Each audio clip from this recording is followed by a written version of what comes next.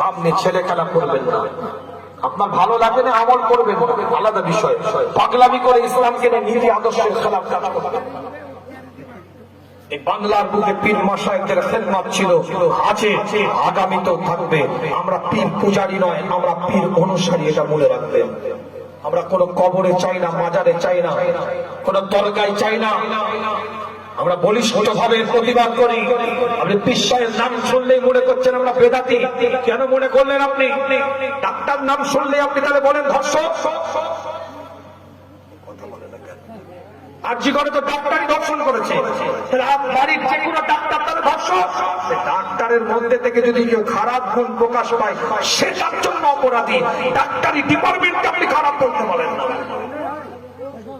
মিথ্যা কেস নোংরা ভাবে লড়াই করে উকালতি করে সে জয়ী হয়েছে, এর জন্য সে আপনার অপরাধী। আপনি উকালতি উকিল ডিপার্টমেন্টকে খারাপ বলতে পারেন না। কোন বিশ্বাসের নামধারী সে যদি শরিয়াত বিরোধী কাজ করে, ইসলাম বিরোধী কাজ করে, শরিয়াত বিরোধী, ইসলাম বিরোধী, কোরআন বিরোধী কাজ করে, এর জন্য সে অপরাধী। আপনি টোটাল টেনে দিচ্ছেন কাজে। কথা ঠিক বলছি না ভুল বলছি? আল্লাহ পাক কবুল করেন। আলোচনা বাড়াবো না। আকাবির মানেন, উলিল আমর মানেন, উসুল মানেন, নীতি মানেন। প্রত্যেকটা জিনিসের উপরে মজবুতি আনেন। মুজাদ্দিদে জামানের মাসলাকের উপরে মজবুতি আনেন।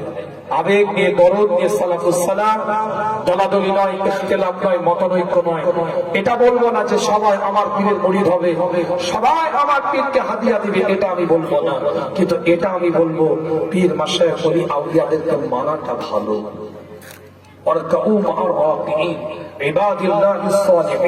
ভালো মানুষের সোহবতে থাকা ভালো, তাদের কাছে গিয়ে দিন শিখবো, ইসলাম শিখবো, শরিয়াত শিখবো।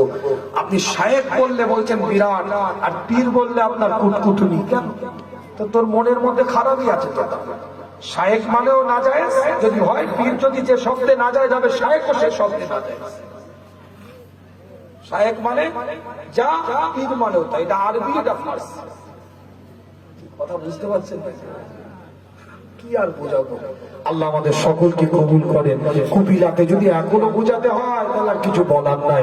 আবেগ দিয়ে সালাতুস সালাম ইয়া নবী সালাম।